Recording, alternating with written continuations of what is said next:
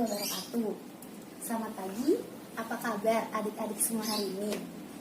Luar biasa, alhamdulillah. Semoga kita selalu senantiasa diberi kesehatan dan selalu dalam lindungan Tuhan. Amin ya rabbal alamin.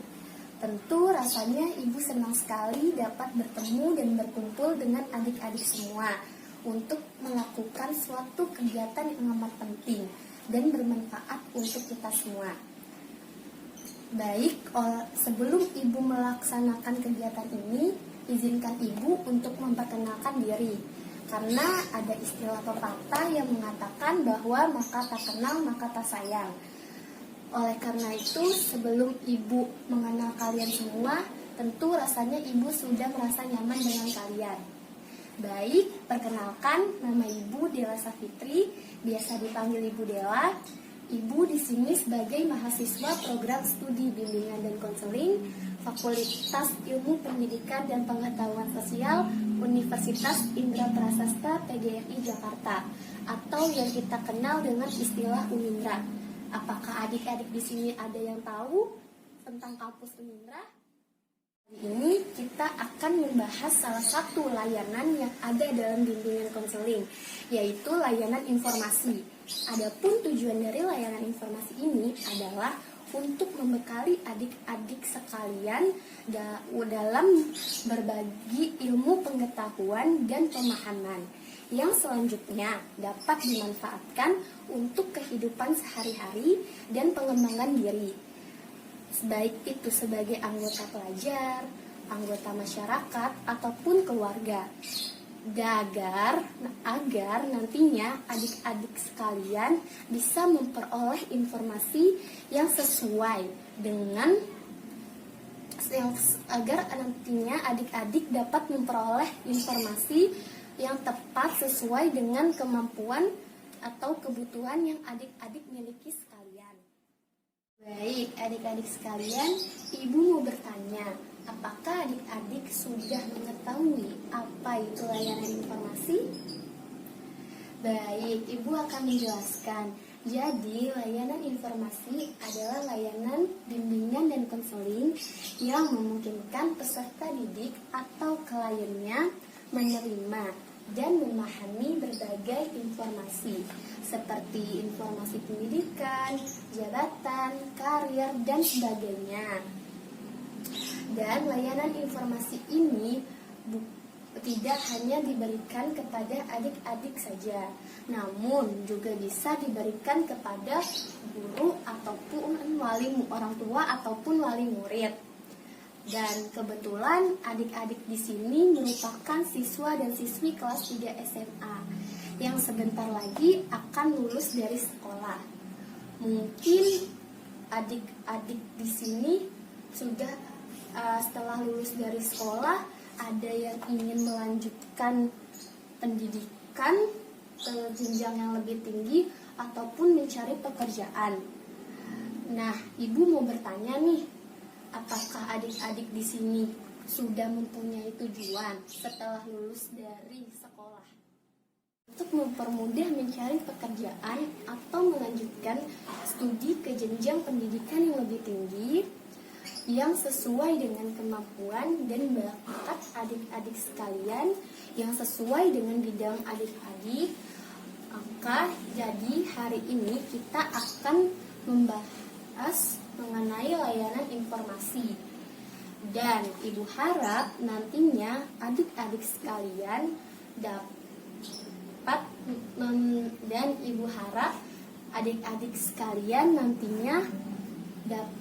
menerapkan dan mempergunakan ilmu yang sudah ibu berikan di dalam kehidupan sehari-hari adik-adik sekalian. Pun topik yang dibahas pada kesempatan ini adalah menentukan pilihan yang sesuai dengan kemampuan dan bakat yang dimiliki oleh adik-adik sekalian. Baik, di sini ibu akan memberikan sebuah ilustrasi. Di sini ibu jadi ada 2 orang siswa. Sebut saja siswa A dan siswa B. Nah, siswa A dan siswa B ini lulus secara bersamaan. Namun, siswa A ini tidak mengetahui bakat apa yang dia miliki dan juga tidak tahu apa yang akan dia lakukan setelah lulus sekolah. Berbeda dengan halnya siswa B. Siswa B ini sudah menentukan pilihannya setelah lulus dari sekolah, yakni melanjutkan pendidikan ke jenjang yang lebih tinggi dan ingin masuk ke universitas yang dia tuju sesuai dengan jurusan dan kemampuan yang dia miliki. Apa hal tersebut bisa terjadi demikian? Karena siswa B sudah mencari ataupun menggali informasi serta melatih bakat yang ia miliki sesuai dengan kemampuannya dan berlatih secara terus-menerus untuk bisa masuk ke universitas yang dia inginkan yang sesuai dengan jurusan serta bakat yang ia miliki. Oke, setelah adik-adik mendengar sebuah ilustrasi yang disampaikan tadi, bahwasanya untuk mengenali atau mengetahui bakat yang dimiliki diri sendiri amatlah penting. Mengapa demikian? Karena untuk menentukan pilihan kita di masa depan dan untuk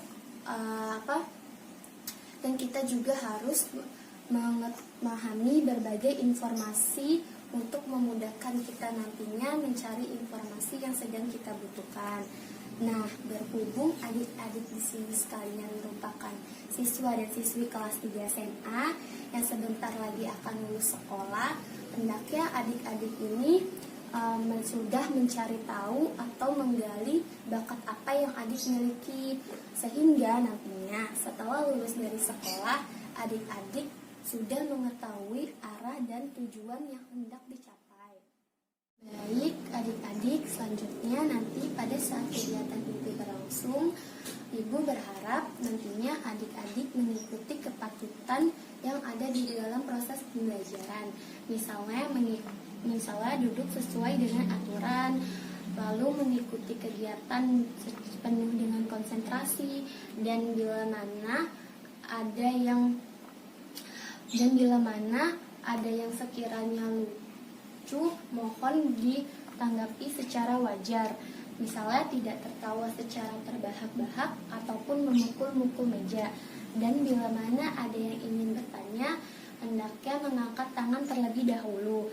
Dan bila mana ada yang berbeda pendapat, sebaiknya kita menghargai perbedaan pendapat tersebut. Agar kegiatan ini dapat berjalan secara efektif, perlu diperhatikan juga aturan atau tata cara mengikuti kegiatan ini.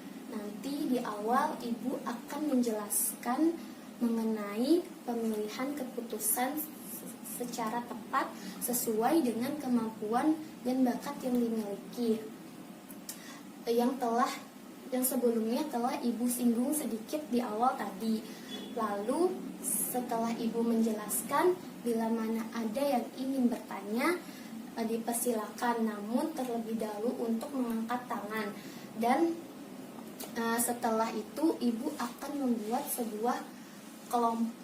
membentuk sebuah kelompok kecil agar masing-masing kelompok dapat mendiskusikan hal yang Ibu sampaikan nanti. Hal apa yang didiskusikan akan diberitahu pada saat kegiatan. Dan setelah selesai berdiskusi, setiap masing-masing perwakilan kelompok diminta untuk memaparkan hasil jawabannya dan ditanggapi oleh kelompok lain secara bergantian. Apakah bisa dipahami anak-anak? Baik, kita bisa memulai kegiatan layanan informasi sekarang. Namun alangkah baiknya kita berdoa terlebih dahulu agar nantinya kita diberi kemudahan serta kelancaran dalam mengikuti kegiatan, serta ilmu yang nantinya kita pelajari dapat termemori dengan baik dan dapat bermanfaat untuk banyak orang untuk di dalam kehidupannya sehari-hari. Baik teman-teman atau adik-adik sekalian, marilah kita berdoa menurut agama dan kepercayaannya masing-masing. Berdoa dimulai.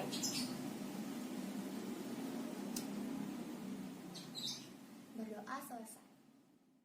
Baik adik-adik, topik yang kita bahas kali ini adalah pemilihan keputusan secara tepat sesuai dengan kemampuan dan bakat yang dimiliki oleh adik-adik sekalian. Nah, Ibu mau bertanya nih, apakah adik-adik ini sekalian ini mengetahui apa sih kemampuan dan bakat itu? Saya akan menjelaskan. Jadi kemampuan adalah suatu upaya untuk melakukan suatu tindakan sebagai hasil. Sedangkan bakat ialah kemampuan seseorang yang merupakan bawaan sejak lahir untuk memperoleh pengetahuan ataupun keterampilan. Bakat ini bersifat umum. Adapun bakat yang bersifat umum ini seperti bakat intelektual. Dan ada juga bakat yang bersifat khusus, yakni seperti bakat akademis. Bakat juga memungkinkan seseorang untuk mencapai prestasinya sesuai dengan bidangnya masing-masing. Dan perlu juga bakat ini dilatih secara terus-menerus agar nantinya bisa membawa seseorang individu untuk memiliki bakat yang sesuai dengan kemampuannya. Sini Ibu juga akan membahas mengenai jenis-jenis bakat. Bakat secara umum, bakat dibagi menjadi dua, yakni bakat umum dan bakat khusus. Bakat umum ialah kemampuan berupa potensi yang dimiliki seorang individu yang bersifat umum. Sedangkan bakat khusus ialah kemampuan khusus yang hanya dimiliki oleh orang tertentu saja, namun tidak semua orang memiliki bakat khusus tersebut. Dan ada yang beranggapan bahwa minat dan bakat merupakan hal yang sama, namun keduanya memiliki perbedaan, yakni minat lebih cenderung kepada kemampuan individu berupa potensi tertentu, sedangkan bakat ialah bawaan seseorang sejak lahir yang merupakan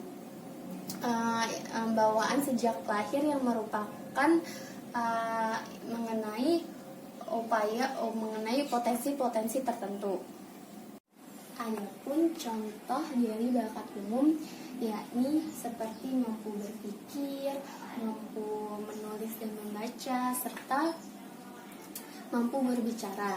Sedangkan contoh dari bakat khusus yakni satu, bakat verbal, yakni kemampuan khusus yang dimiliki seseorang dalam bentuk konsep atau angka. Kedua, bakat numerikal, yaitu kemampuan khusus yang dimiliki seseorang dalam bidang angka ataupun matematika. Ketiga, bakat skolastik, yakni kemampuan khusus yang dimiliki seseorang yang berhubungan dengan angka atau kata, seperti misalnya kemampuan berpikir, pembuatan hipotesis, serta lain dan sebagainya. Keempat, ada bakat mekanik, yakni kemampuan khusus yang dimiliki seseorang dalam bidang mekanik seperti alat-alat dan lain sebagainya. Ada bakat abstrak, yakni kemampuan khusus yang dimiliki seseorang dalam menyusun pola, rancangan, atau ukuran. Selanjutnya ada bakat relasi ruang, yakni kemampuan khusus yang dimiliki seseorang dalam hal mengamati atau menceritakan pola 2 dimensi atau 3 dimensi. Selanjutnya ada bakat bahasa, yakni kemampuan khusus yang dimiliki seseorang dalam penalaran analisis bahasa. Dan yang terakhir ada bakat numerikal klerikal, yakni kemampuan khusus berupa meracik, terus serta meramu di bidang laboratorium. Adik-adik sekalian, selanjutnya Ibu akan menjelaskan bagaimana cara menentukan pilihan yang tepat sesuai dengan kemampuan dan bakat yang kita miliki. Perhatikan ya adik-adik semuanya, karena ini hal yang sangat penting untuk didengarkan. Adapun menentukan pilihan yang tepat sesuai dengan kemampuan dan bakat yang kita miliki, yakni pertama dengan mencari tahu keinginan apa yang kita sukai, hal apa yang kita sukai. Kedua, dengan menanyakan kepada orang terdekat, seperti menanyakan kelebihan dan kekurangan yang ada di dalam diri kita. Yang ketiga, dengan mengamati hobi apa sih yang benar-benar kita sukai. Terus selanjutnya yaitu dengan mencari pengalaman baru, lalu dengan mengikuti kegiatan ekstrakurikuler. Yang selanjutnya juga mencari poin plus yang ada di dalam diri kita. Dan yang terakhir dengan mengikuti tes kepribadian. Lalu di sini Ibu juga akan menjelaskan sedikit mengenai kemampuan intelektual atau fisik sangat dibutuhkan dalam bidang pekerjaan nantinya. Lalu adapun dampak jika kita salah mengambil keputusan yang tidak tepat dan yang nggak sesuai sama bakat dan kemampuan kita itu, yakni kita akan selalu tertinggal di belakang orang lain. Kedua, kita akan menutup diri dari segala kayak perubahan-perubahan yang ada. Lalu ketiga, yaitu kita akan merasa iri terhadap kesuksesan orang lain. Dan yang terakhir kita akan kita akan pokoknya itu dampak jika kita salah mengambil keputusan.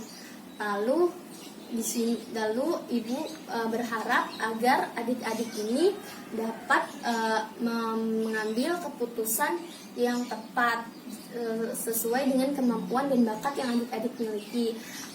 Jadi jika nanti adik-adik lulus, adik-adik juga sudah bisa menentukan apakah mau langsung bekerja ataupun melanjutkan pendidikan. Nah, carilah pekerjaan ataupun pendidikan yang sesuai dengan bidang kalian atau passion kalian, sehingga nantinya adik-adik menjalaninya dengan penuh semangat, karena itu merupakan keinginan atau tujuan yang hendak adik-adik capai sekalian.